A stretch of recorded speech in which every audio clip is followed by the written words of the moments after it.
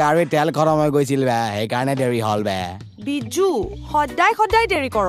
জানইচোন মোৰ ৰুমডালত সোমাই থাকি অসহ্য লাগে বুলি আয়া ল বে তোৰ কাৰণে আনিছো বে থেংক গড তই যে এইটো আনিছ জাননে মোৰ বয়ফ্ৰেণ্ডে যে এইবোৰ চুবই নিদিয়ে তোৰ গলা বিএফটিও তোক এনেও এৰি দিব কেইদিনমান পিছত মই তোৰ সৰু কালৰ বেষ্টি হয় মই তোক কেতিয়াও নেৰো বে এতিয়া বল বে ৰাজীৱৰ ৰুমত শ্বট বনাইছে তাকে মাৰোগে বল বল বল